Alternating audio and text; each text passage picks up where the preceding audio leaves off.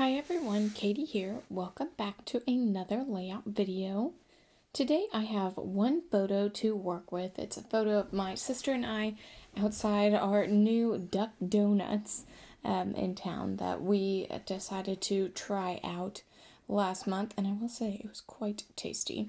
So I also have this paper. It is from Maggie Holmes crepe paper, and it is from the Sunny Days collection. It's one that I have had in my stash for quite a while, so I was happy to use it. So in my photo, it's hard to see. In the logo of the duck for Duck Donuts, it is red and yellow, so I wanted to use my Distress Oxide to add some red and yellow, kind of subtle mixed media to the background. Now, I started with this yellow, and this is squeezed lemon, and I really think that I used way too much water. And you can see my paper looks very wet and warped, but I will dry that off, and it does help, but I think if I used a little less water, I would have gotten, more of the color in there, and it would have, done a little better. But you know what? Every time I do mixed media, I usually end up liking it and usually end up learning from it in some way. So I think that definitely happened this time, and I'm still happy with how it turns out.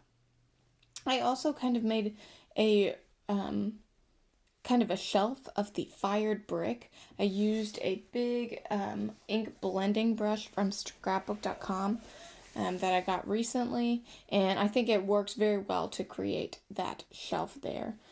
So you can see that I have my photo matted on some red striped paper. This is just from my 6x6 pads. I really like using them for mats. It gives it a little bit more interest, I think, because usually they are, pattern paper. I don't think I have any 6x6 pads that aren't pattern paper. So it makes it a little more interesting, but you also don't have to use a whole, 12x12 page either. So now I have this large 6x8 journaling box. This is from Chamel's Sparkle City. This whole 6x8 pad is geared towards journaling, which I really like. So I wanted to make sure I was able to use it. Now, since it's like a blue page on top of red brick there, I wanted to distress the outside edges so that you could really see the difference, and it didn't look quite as flat. So I have this black and white baker's twine. I got it actually from the Dollar Tree, which is awesome. And I thought I was going to make kind of a messy thread cluster, but I just didn't really like how that turned out. I thought that it was a little too thick. It wasn't like working with, sewing thread, which does make nice thread clusters there. And since I didn't know exactly what I wanted to do, my go-to is to do my journaling and put off, figuring out exactly what I wanted to do. So I'm just writing a little bit about how actually this journey started with us looking for new scrapbook material, like going out to Tuesday Morning and Joanne. Unfortunately, as I'm sure you've noticed, COVID has done a number on our Tuesday mornings and Joanne's stock and inventory. So we were unsuccessful with our scrapping, but we did decide to stop at Duck Donuts, and man, those are some tasty, hot, delicious donuts. So we ended up calling the trip a success. So that's what I write about there in my journaling. And since there's so much mixed media there on the background and my paper is so warped from where the Distress Oxide has dried, I decided to use my double-sided tape. It's a really sticky adhesive. It's one that, I trust for my page and papers not to, fall right off, which I don't necessarily trust that with just my little mounting squares. And same thing with this double-sided foam tape. Both of these, which came from the Dollar Tree, again, archival quality and awesome. I really like them, so definitely recommend. Now, my baker's twine, you can see I decided just to cut a little piece off and make it into a bow. I really like that pop of black and white. I think that looks nice, especially because you can see in the photo both of our face masks are black. So I think the black looks really nice, but also isn't as bulky as if it were the whole, thread cluster. So I'm pulling out some of my thickers and I'm trying to think of a title. I don't just want to call it, Duck Donuts. I thought if I found one that said, treats or tasty or yum or something like that, that's what I was looking for. I did not have a sheet like that, but I do have these new to me, thickers. They are puffy thickers from Crepe Paper, and they're called Sorbet. They're a little different because you don't just have your capital and lowercase.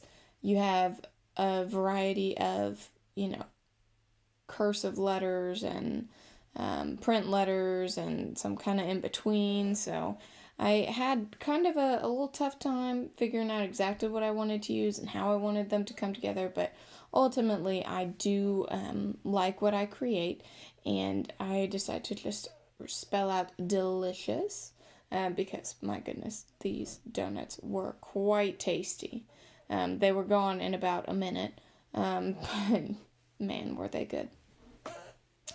So now that I have my title, I'm ready to start embellishing. And here are some more Crepe Paper stickers. They are, I forget which collection they are from. It says All Heart. And I do think this is more of like a Valentine's kind of friendshipy style collection. This is all that I have from it. But I liked how there were a lot of black accents and darker things. So I used a few of those puffies and kind of start to build my clusters there. But it is not quite where I want it to be. So I get out a few more stickers. You can see my whole sticker bin sitting right there. I thought about using some enamel dots, but ultimately I pull out the sticker book from the Hey Hello collection by Jen Hatfield, and I start to pull out a few stickers. Not all of them are necessarily, donut themed, but I liked the colors. So I grab a few floral stickers to really build out my clusters, and a few just, sunglasses and things that had cute colors in it that I thought worked well. Now I have these Amy Tangerine thickers. They are all chipboard thickers, and I really like them. There are a lot of different pieces here.